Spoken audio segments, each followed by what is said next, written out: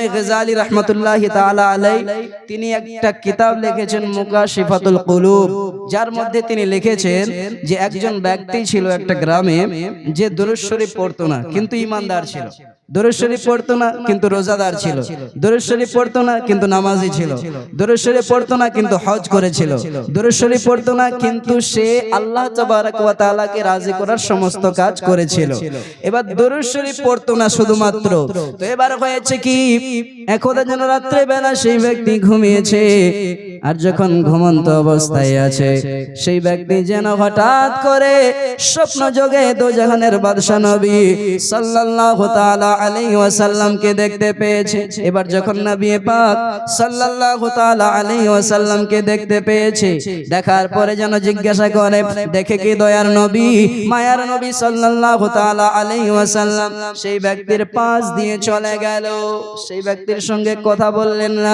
দয়ার নবী যখন কথা বললেন না, আর এই ব্যক্তি তো দুনিয়ার বুকে শুনেছে, অর্থাৎ নিজেও পড়েছে যে দয়ার নবী মায়ার নবী সাল্লাল্লাহু তাআলা আলাইহি ওয়াসাল্লাম নিজের প্রত্যেকটা উম্মত উম্মতিকে তাদের মায়ের থেকেও বেশি চিনে।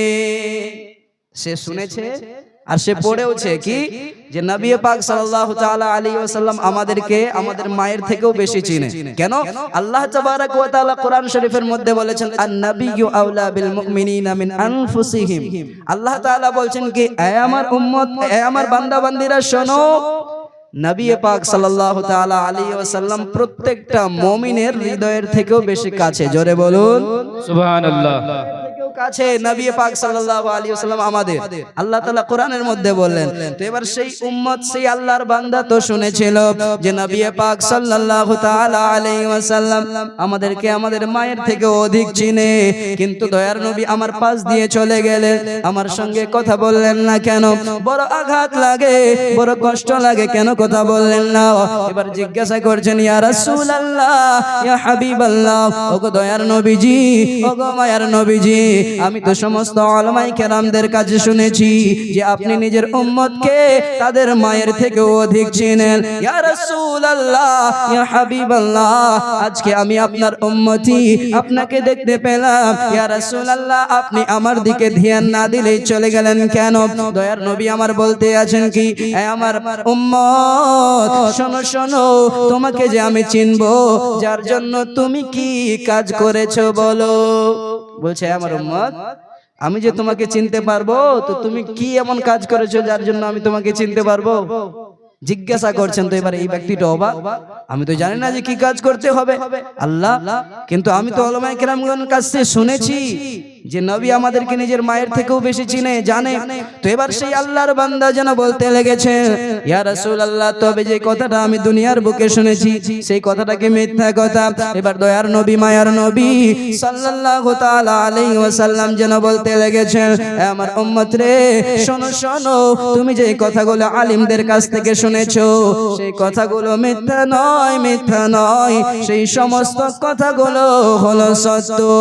কিন্তু যদি তুমি আমার কাছে প্রিয় হতে চাও, তবে তোমাকে বেশি বেশি করে আমার উপরে দরুদ পড়তে হবে, তাহলে আমি তোমাকে চিনতে পেরে যাব।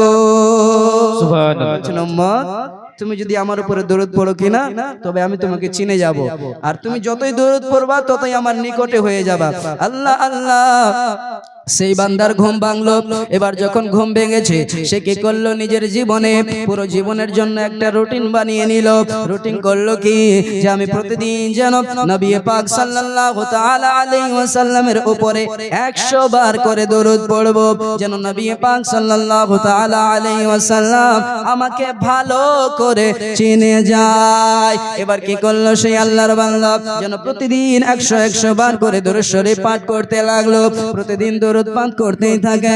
এমন করতে করতে যখন বহুদিন কেটে গেল, আবার যেন হঠাৎ করে একদা সে স্বপ্ন যোগে দয়ার নবী মায়ার নবী সাল্লাল্লাহু তাআলা আলাইহি ওয়াসাল্লামকে দেখতে পেয়েছে। আর এবার দ্বিতীয়বার যখন দয়ার নবীকে স্বপ্ন যোগে দেখতে পেয়েছে, এবার দেখছে কি দয়ার নবী আমার সামনের থেকে আসিয়া যেন সেই আল্লাহর বান্দাকে তার নাম ধরে ডাকতেছে আর বলে, আমার উম্মত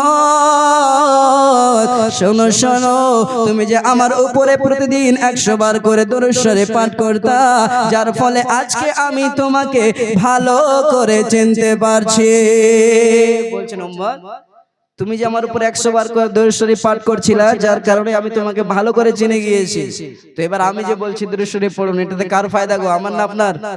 কাল কিয়ামতের ময়দানে যখন যাব, হাসরের ময়দানে, সেই সময় যদি নবী পাক সাল্লাল্লাহু আলাইহি ওয়াসাল্লাম আমাদেরকে না চিনতে পান, তো আমাদের দশা কি হবে? সবাই ফেসে যাব। তাই বলছি বাবা, নবী পাক সাল্লাল্লাহু তাআলা আলাইহি ওয়াসাল্লাম এর উপরে ভক্তি ভরে মনটাকে আয়নার মতো পরিষ্কার করে আওয়াজ দিয়ে একবার দরুদ শরীফ পড়ুন, আল্লাহুম্মা